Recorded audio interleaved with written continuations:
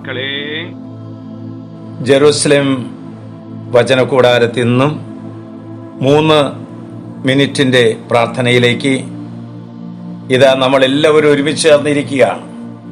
ലോകത്തിൻ്റെ വിവിധങ്ങളായ ഭാഗങ്ങളിൽ ഇരുന്നു കൊണ്ട് ഈ വചന ശുശ്രൂഷയിൽ പങ്കെടുക്കുന്ന എല്ലാവരെയും പരിശുദ്ധ അമ്മയുടെ വിമല ഹൃദയത്തിലേക്ക് സമർപ്പിക്കുകയാണ്.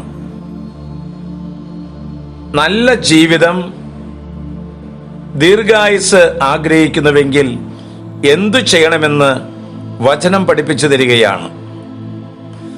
സുഹൃത ജീവിതത്തിന് ദൈവം നൽകുന്ന സമ്മാനമാണ് ദീർഘായുസ്. വചനം പറയുന്നു, 34-ാം സങ്കീർത്തനം 12-ാം വാക്യം, ജീവിതം ആഗ്രഹിക്കുകയും സന്തുഷ്ടമായ ദീർഘായുസ് അഭിലഷിക്കുകയും ചെയ്യുന്നുവോ? തിന്മയിൽ നിന്ന് നാവിനെയും വ്യാജ ഭാഷണത്തിൽ നിന്ന് അധരങ്ങളെയും സൂക്ഷിച്ചുകൊള്ളുവിൻ. എന്താണ് വചനം പറയുന്നത്? നല്ല ജീവിതവും ദീർഘായുസ്സും ഉണ്ടാകണമെങ്കിൽ നാവിനെ, അധരത്തെ സൂക്ഷിച്ചേ പറ്റൂ.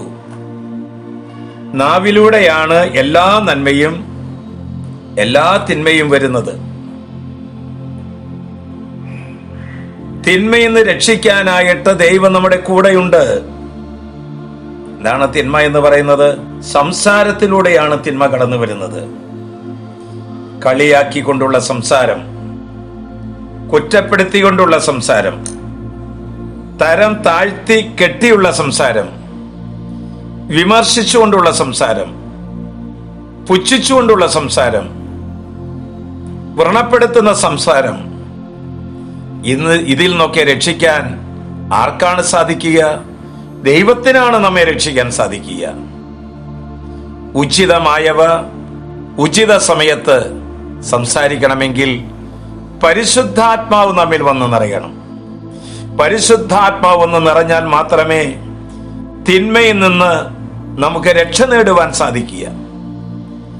നാവാണ് അനുഗ്രഹത്തെ വിളിച്ചു വരുത്തുന്നത്. മറക്കരുതേ, നാവാണ് തിന്മയെയും ജനിപ്പിക്കുന്നത്.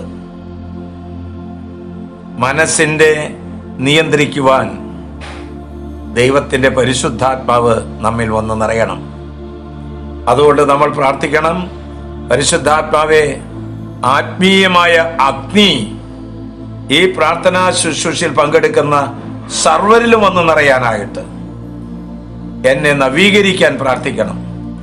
എല്ലാ തിന്മകളിൽ നിന്നും കാത്തുരക്ഷിക്കുന്ന ദൈവം നമ്മുടെ കൂടെയുണ്ടല്ലോ. ധീരതയോടെ നന്മ ചെയ്ത് തിന്മയെ കീഴടക്കാം.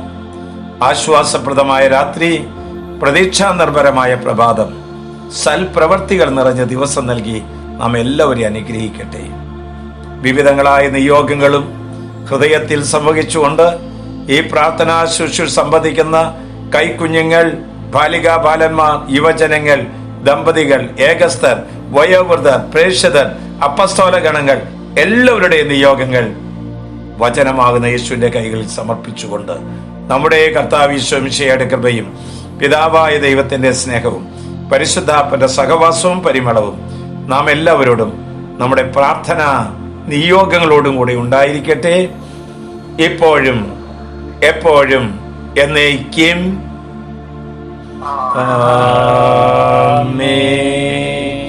ഇപ്പോഴും എപ്പോഴും എന്നേക്കും.